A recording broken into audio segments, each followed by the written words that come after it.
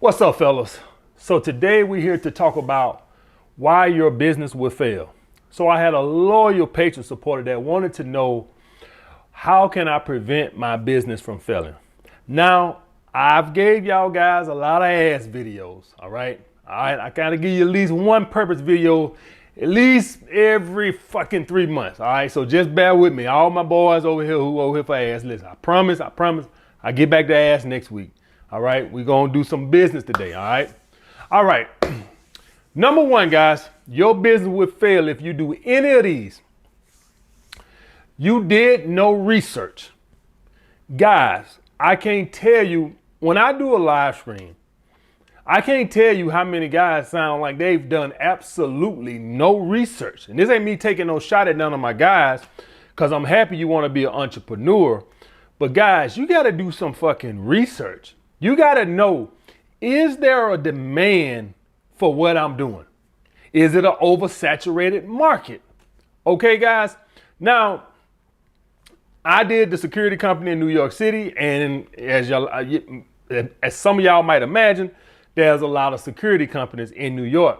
And I decided to do that anyway because I had connections, all right? I was a bouncer for several years in New York City before I started my business. So I was more or less counting on those connections that I had with managers and owners. But there's no way in the hell I would have done that in a saturated market like New York City without some kind of connections, guys, okay? So do your research, make sure there's a demand. If any of you guys who say, man, AMS looks like he's making a pretty good living being a dating coach, maybe I should be a dating coach. It's kind of saturating, quite frankly, guys. It's on its, the dating community is not at its peak as it was 3-4 years ago. All right, you got to look at all that type of stuff. All right, it's on a downtrend now. If you would have said this 3 years ago or 4 years ago, it would have been more, you would have had a much better chance. It's like starting a fitness channel today or starting a car channel today. You got to look at those markets and say those markets are heavily saturated, and fitness and the car videos are not at its peak as though they was several years ago. It's on the downtrend. You got to know all this. This ain't something I got to tell you. You got to look at this. You got to go look at guys who are doing that kind of content and look at their analytics, what their views look like. You cannot go tell me you can go look at a fitness channel and tell me that you think that unless you're like fucking Larry Wills and you're bench pressing houses, you're not going to be a successful fitness channel. All right. Larry Wills has a unique thing he's bringing to the industry. All right. He over there deadlifting buildings. Yeah, if you can do that, then people are going to watch. Or he's over there doing the arm wrestling. Guys seem to be intrigued with the arm wrestling. Whatever the situation is, he has separated. But if you're going to start a fitness channel, you're going to do a chest workout and a back workout, who the hell wants to watch that anymore? So you got to look at that, guys. All right? If you're somebody who live in New York City, starting a lawn service is probably not going to be that successful. It ain't a lot of lawns in New York City. So you got to just look at all that. Is what I'm doing. Is it saturated? What's the competition look like? Okay? Next, you have unrealistic expectations. Guys, you got to go into a business saying to yourself, man, I don't expect to make nothing for the first 2-3 years. All right? I mean, you'll make something, but you'll break even. You spending money, so you're going to break even. You got to go into it expecting that. I can't tell you guys how many YouTube channels I done seen that I liked, right? But they don't get a lot of views and they give up. Good channel, all right? But they just give up because they had crazy expectations. They thought I should be here by this point and I'm not there. You got to go into it knowing that, man, whatever you're doing is probably going to take you 2 or 3 years to get it going. It takes time to figure the shit out, for you to kind of find your own groove. You cannot go into, if you're going to start a YouTube channel or whatever you're going to do, start a laundromat, I don't care. It takes time to get it rolling. So taper down your expectations. This is why men get deflated by rejections. They go out and they have unrealistic expectations on what they supposed to get. If you approach 10 women, you got to just know in your head, probably going to get turned down by 7 times out of that 10. You got to know that. It don't matter what you look like. It could be me. You don't give a fuck how handsome you is. You got to know if I approach 10 women, I'm going to get rejected by 7 times.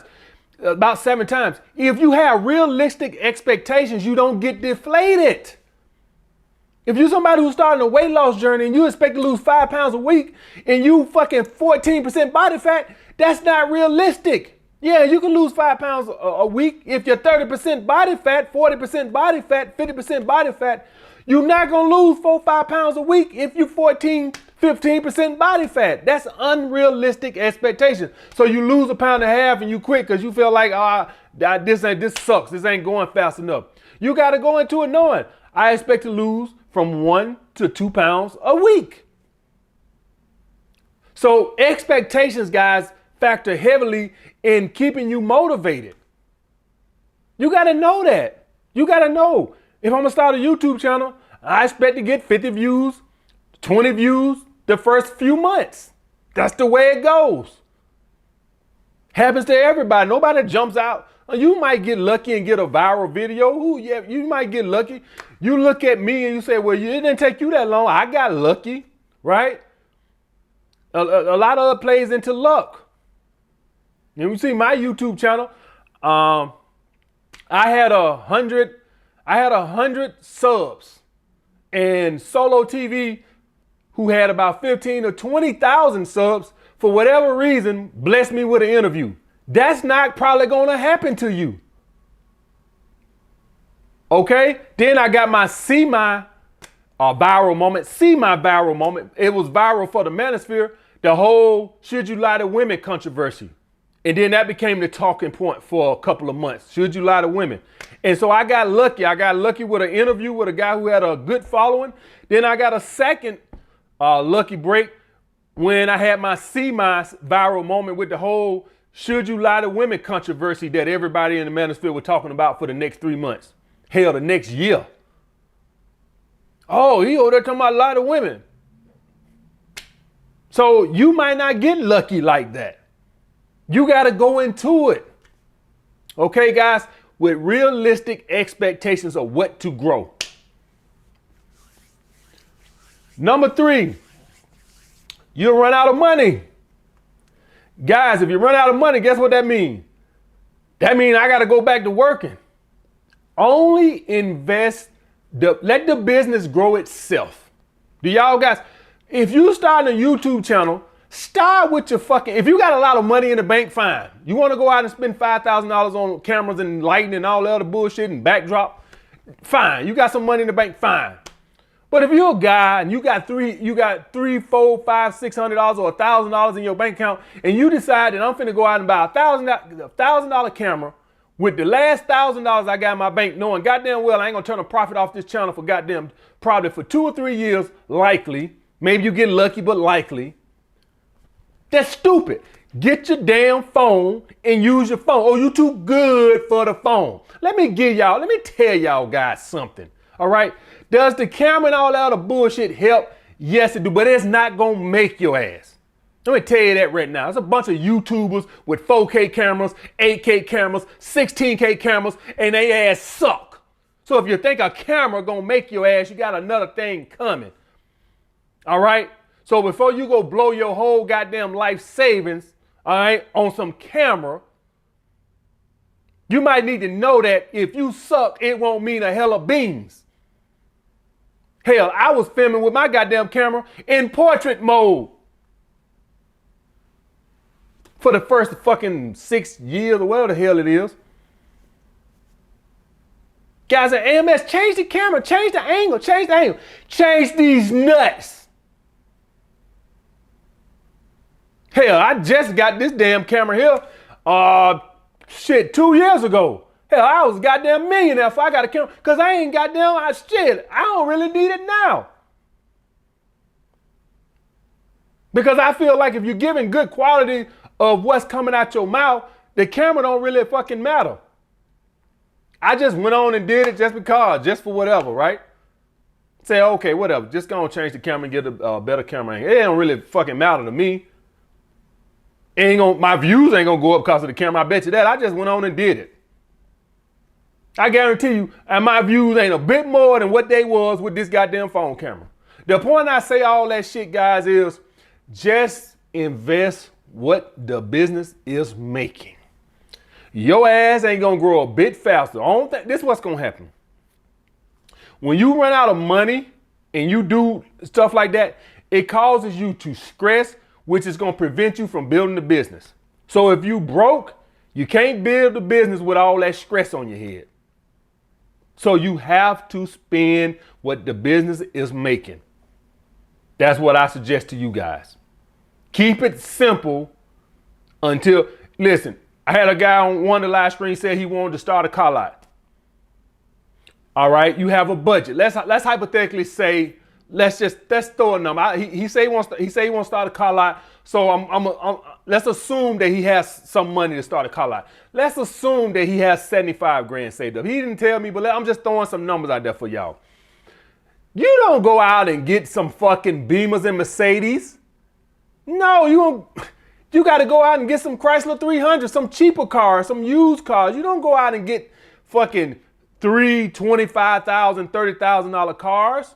You got to start at the bottom as the business. Every car lot that I've seen, they always start off with some little bullshit cars, and then every year the quality of the cars get better. That's what I've seen. I've never seen no car lot just off the bat. They got fucking Ferraris and Lambos out there. They always start off with damn $5,000 cars, $6,000 cars, and they gradually improve the quality of the inventory. That's what I've seen. Whenever I seen a club, unless the big, but when you see clubs and restaurants, they mostly gonna start off with some little shitty place that they done leased out or rented out, right? And then as the business increase, they go get a better spot, bigger spot, newer spot. They don't start off with that. They work their way into that. And that's how you gotta do. So as the business make money, you steadily improve, you improve the sound system, stuff like that. You improve the inventory. That's the way it works. Next, guys, you're not grinding hard enough. Guys, I'm gonna be honest with y'all, all right? So there's no need for security in Atlanta, right? Police do all the security at most clubs and events. And I was actually considering starting a staffing agency, a temp service, right?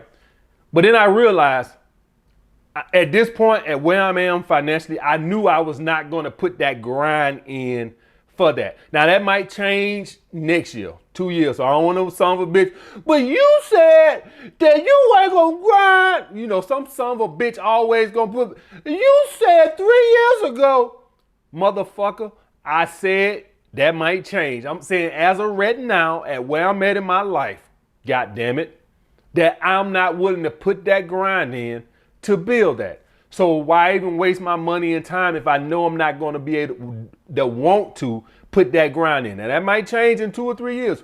Who knows? But as of right now, I'm just living my best life. And I don't want to go and put that 80 to 100 hours a week into doing that. That might change. Okay. The point being, guys, is if you don't have the urge to grind like that, if you're not a point in your life where you're willing to just sacrifice most of your social life, I didn't say all.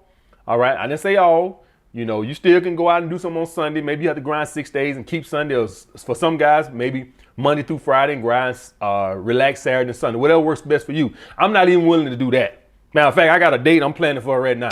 All right, so I'm saying before I started this video, I was in my closet looking at what I'm gonna wear tonight. Do that sound like a guy who finna put a grind in? The only thing I'm grinding in right now is this goddamn bedroom. And I ain't talking about making these videos either. You get my drill?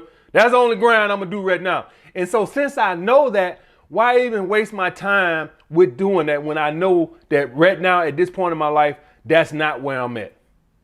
That's not where I'm at mentally where I want to put that grind in. I'm just living my best life. I'm enjoying the fruits of my labor. All right. If you somebody like that and you not willing to give up at least Monday through Friday to grind, don't shit, shave, or bathe. That's what my grandma said. Don't shit, shave, or bathe. If you ain't got that grind in you right now, then stay your ass on the sideline. If you can't at least give me Monday through Friday, 12 to 16 hours a day on the ground, don't even waste your time. It's not going to succeed. It's not. If you're somebody who can't go to work at your 9 to 5 from 8 in the morning to 4:30 and then get off that and then grind on this to midnight, don't even waste your time. It ain't for you. This is not for you, buddy. Because it's a grind. Next, and this is important right here. You're not talented in what you want to do. Now, guys, some of you guys, I see a lot of guys out and inspired to start dating channels, right? A lot of y'all seen the live stream on my Patreon where guys was calling up, and I'm not talking about those guys specifically, right? I'm not talking about it because I ain't even watched the content, but I'm just talking about people in general, fitness channel, whatever, right? So I don't want y'all guys to think I'm talking about the guys who called in on my Patreon live stream. I'm not talking about them because I didn't even watch the content. But some people are not talented. Guys, if you somebody who only been laid 3 times in your life and you're 35 years old, you might don't want to start a dating channel. You can't even get laid your goddamn self. Okay? If you somebody that's 30% body fat or 25% body fat, I don't know if the fitness thing is for you. Unless you got like a background and you just not there in your point. Because I think Lane Norton like that now, right? He's kind of like overweight, but we all know like Lane Norton got plenty of knowledge, right? Or not Larry Woods, but Ronnie Coleman, guys who like they know they shit, right? Maybe they ain't at the best peak physically themselves, but you know they credentials. Like, so unless you somebody like that, but if you ain't that, you got to prove yourself. So you got to just look and say to yourself, am I talented in what I want to do? You can have the passion to want to play basketball, but do you suck? It takes some talent. You got to be honest with yourself, guys. I was always honest with myself as into what I could do. Okay? I knew that I could not be a pro football or basketball player because I knew I wasn't athletic enough. I was honest with myself. Now, was I probably good enough to at least get a scholarship to a Division III school? Probably so. I probably would have been good enough not to get to Duke or, Alabama or, one of these top basketball or football, but I probably was good enough to go to goddamn Southwest Buck State or some bullshit Division III school somewhere. Yeah, I probably was good enough for that. But that's beside the point. The point being was I realized a long time ago in my life that I did not have the athletic. When I seen what some of those boys could do as far as speed, when we would do sprints, 100-yard sprints, when we had to run the sprints at the end of practice, and when I seen guys who could finish 40 yards ahead of my ass, I was like, well, you know what? Maybe a life in athletics is not quite gonna work out. The fact that guys was fast enough to finish 40 yards on a 100-yard dash faster than me, I don't know if you're going to make a living doing this. And I'm talking about guys who were heavier than me. I was skinny in school. So it ain't like I was some fucking 280-pound defensive lineman lumbering up the field. I'm talking about, it was guys out there who was like 20, 30 pounds more muscular than me, just athletic as hell. You gotta be honest with yourself. If you're somebody who's gonna do YouTube, do you have, the charisma to do this? Be honest. I see plenty of dating coaches on YouTube, 2,000, 3,000 views, because they don't have no charisma. They suck. And they boring. And you say, well, AMS, what the hell it has to do with anything? Let me give y'all guys a few pointers on YouTube, because I know some of you guys want to start YouTube. Let me explain to you why they views suck. This is why they views suck. YouTube has a thing called watch time. Y'all know that. It has a thing called watch time. And what YouTube does is they promote you off of that watch time. They say, whoa, this guy's got people watching this video for 15, 16 minutes. That's a long ass time. Let's put him in front of more people. Let's suggest him on the more side of the screen suggestions. These motherfuckers are getting 3-4 minutes watch time. That's why they can't grow. Because people are clicking off because they fucking suck. So you got to ask yourself that. Now, You can still do it. Maybe it's just a hobby or something you love to do, and that's fine. But this goes back to your expectations. You got to say, you know what? I know I don't have the charisma of a C.T. Fletcher or AMS or Hodge twins. Okay, fine. But I'm just doing it out of love. And if it never take off, fine. And that's cool. If you have those expectations, you taper your expectations and say that I know I don't have that kind of charisma and I'm just gonna keep my expectations. And if it never takes off, fine. I just have a love for it, fine. It's just my hobby. Then fine. But if you somebody, this is what you think you're gonna make your life off of doing something and you don't have a talent in it, that's just bad, man. That's just bad. Next, no passion in field. So you're talented, but you don't have a passion in it. Does that sound familiar to any of you guys? Any of you guys watch basketball? Any of you guys know who Anthony Davis is? He's a very talented basketball player, but he has no passion. And whenever he plays against somebody who does have passion, Giannis Antetokounmpo, when he plays him and he plays against a man with passion, he get his ass dominated because he don't have no passion. He's talented, but he don't have no passion. Vince Carter was talented, but he didn't have the passion of a Kobe, of a Michael, or LeBron. So if you don't have no passion for it, it will fail also. Find something that you have a passion for, so you will put the work in. Look at Giannis with his 3% body fat ass, and then you go over there and look at Anthony Davis with his goddamn 18% body fat ass. That's no coincidence, guys. Now I know Giannis is more of a ectomesomorph. I get it. He's a naturally more muscular guy, and Anthony Davis is probably got a little bit more endomorph in him. Okay, fine. He has a little few more. He has a propensity to be fatter than Giannis. Okay, fine. I give you that. But still, he's not putting the work in because he doesn't have the passion for it. He has a passion to cash those checks. He has a passion to, live in big houses in California, but he don't have a passion to go bust his ass in the gym to put the work in. And therefore, he would never reach his potential. Now, I'm not saying he should retire and shit. They paying good. But the point the thing I'm saying, guys, is Anthony Davis is super talented. And so he's able to get away with that. Imagine if he was less talented, right? Imagine he had less talent than Anthony Davis and no passion. And you just doing something because you looking at the earning potential of whatever you want to do. So you have no passion to do fitness. But since you say, okay, you look at somebody who's in the fitness community and they're making a lot of money like Athlete X, and you decide, hey, I want to do that because I want to make money like Athlete X, but you have no passion for it.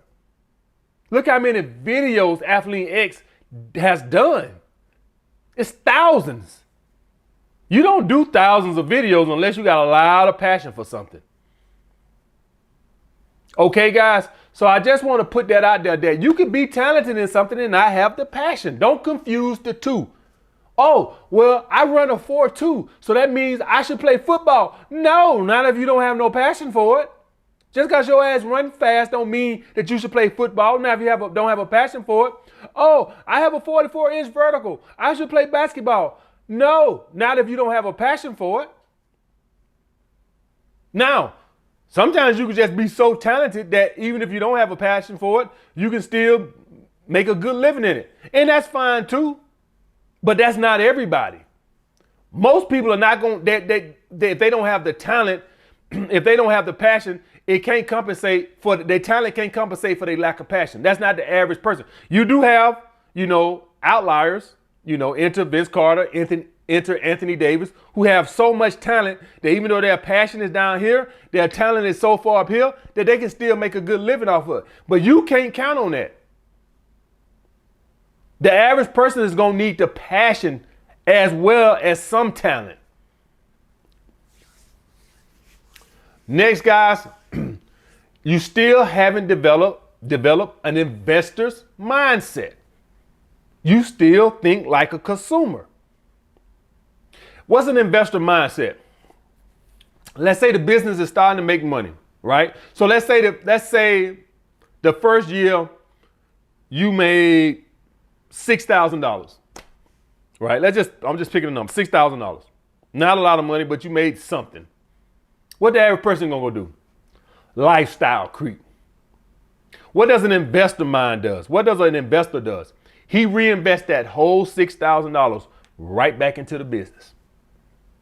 Next year, $25,000, $30,000. What you do? Go get a bigger apartment, a nicer apartment. Probably start leasing you a car. What does the investor do? Put that whole $25,000, $30,000 back into the business.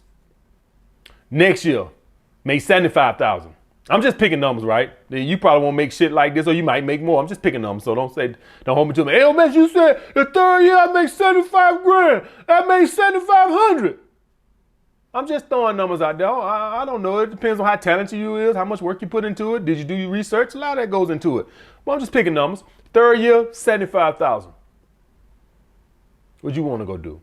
I want to buy a house with a swimming pool in the back. Not buy, but put down on a house with a swimming pool.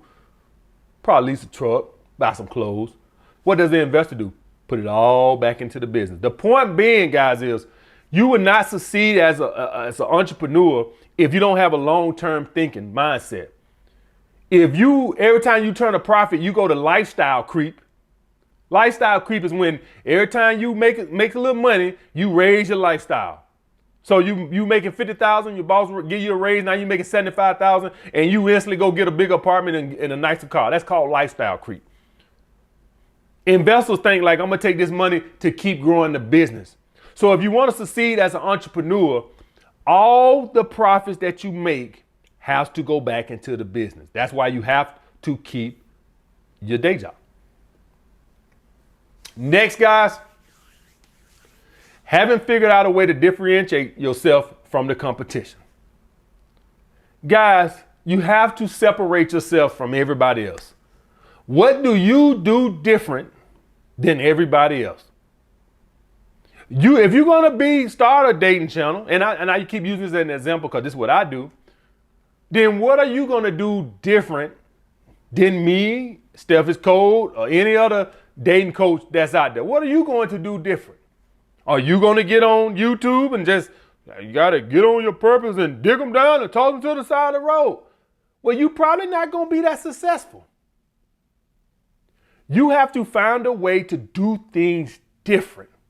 What are you going to do different than everybody else?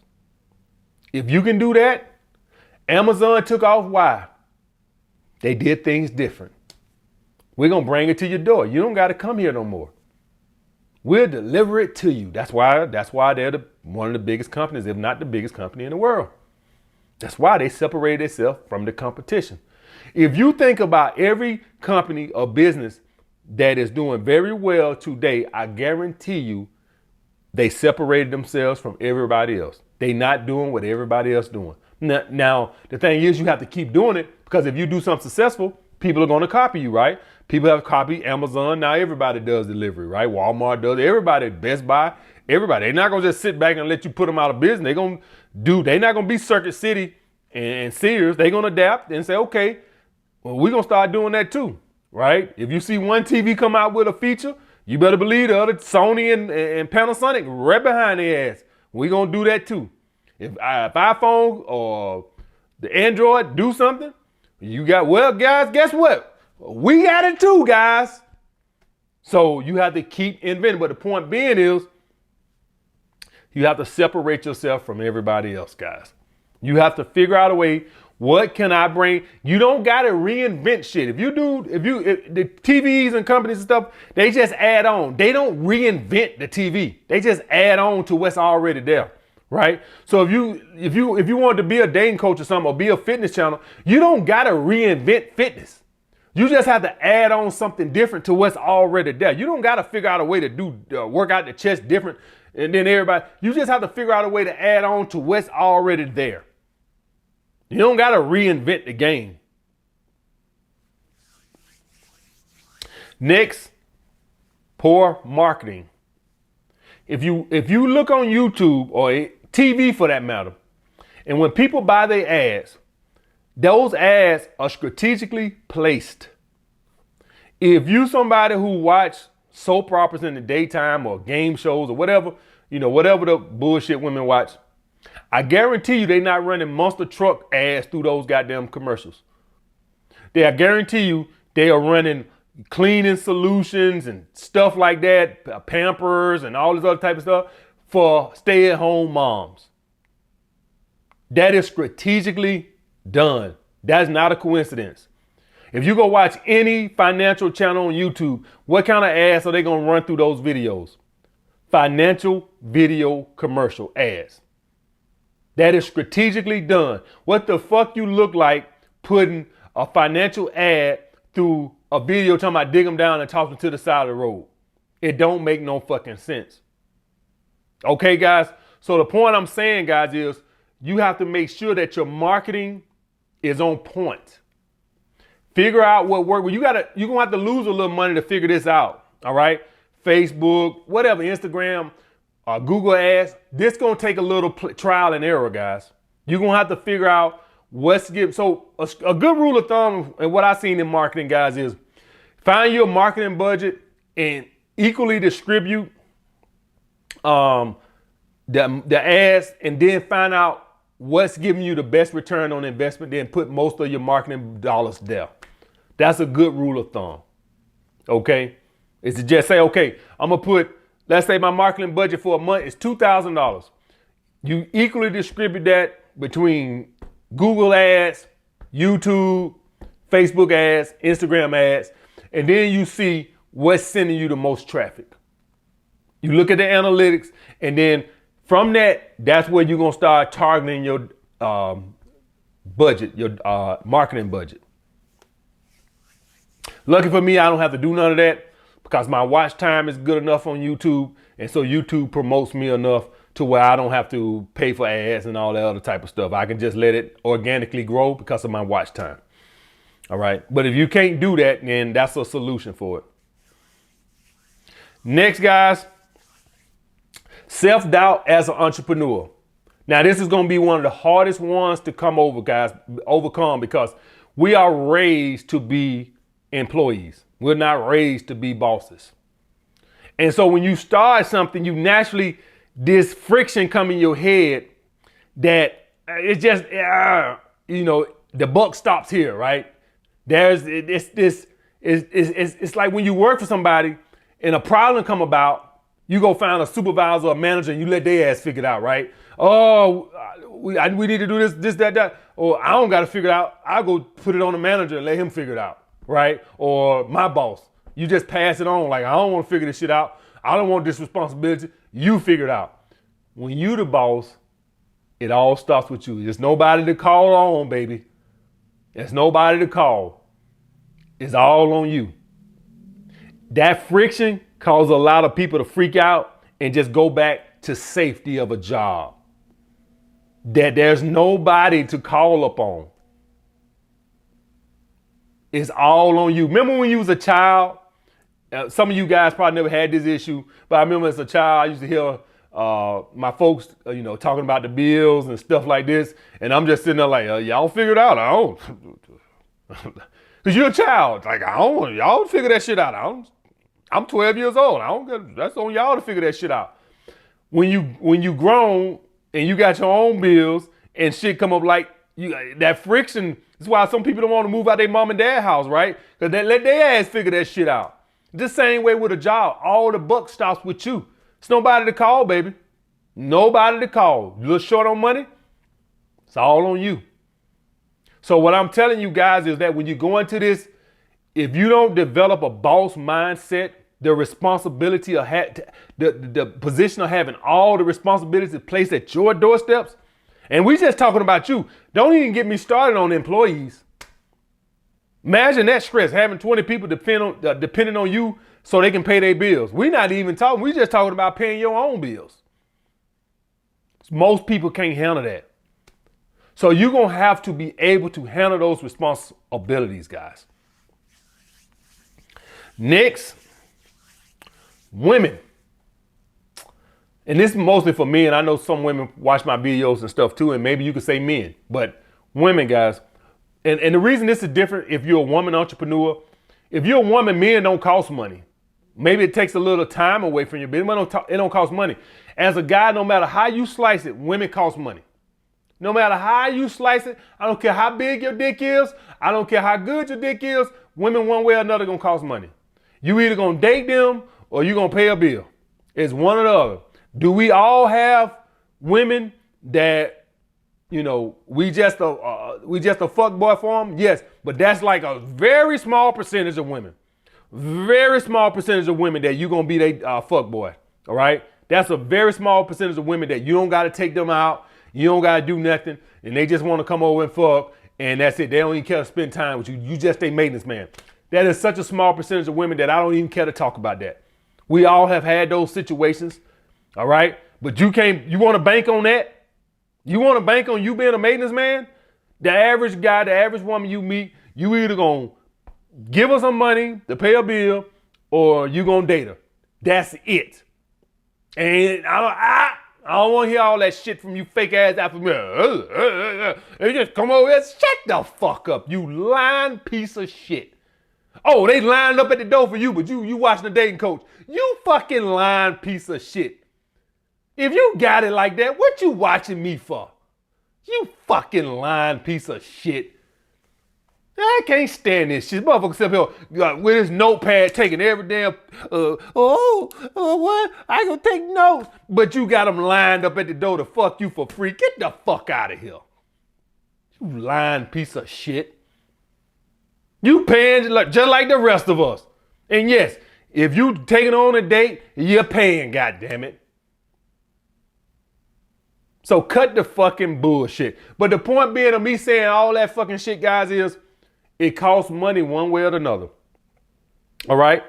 Indirectly or directly. Indirectly is when you're dating. Directly is when you're tricking. Paying for it straight up. But it costs money. That's money that got to be going into your business. Period. And last, guys, quitting your day job. Never quit your day job, guys. I think I said this before. I said it again. I had 4,000 patrons. That's 4. 1, 2, 3, 4. 4,000 patrons before I stopped training. Not 1,000. Not 2,000. Not 3,000. 4,000 patrons before I stopped training. Do you hear me? That keeps the stress down, guys. That allows you to think long term. Had I stopped training when I had popped on YouTube, had I stopped training, what happens now is I go from just focusing on building the brand to making money. So instead of me just building the brand naturally and letting the money come eventually, what ends up happening is now I got 12 fucking videos on YouTube and I'm already talking about some, hey guys, go join my Patreon. You see what I'm saying? I had 150 videos, maybe even a little bit more, but I think at least 150 videos, if I'm not mistaken, on YouTube before I even started a Patreon. Because I was focused on building the brand. I didn't start my Patreon until I was 6 months on YouTube. Do y'all guys get that? You can go back, all my patrons can go on and see when I first posted my video. I started on YouTube October 31st, 2017. I didn't make my first video on Patreon till April 2018. That's 6 months. So the point being, guys, is when you quit your day job, it makes you start thinking of money instead of building the business, building the brand. It keeps you from reinvesting all the money back into it. And now you got to worry about paying bills. That's why you want to keep your day job so you can let all the money that the business is making go back into the business. And it allows you to make long-term decisions. Remember what I told you? I had 4,000 patrons before I stopped training. All right, guys. So this is the video. All my guys who don't want their business to fail, your business will fail if you don't do all this. And I'll get back with you guys later.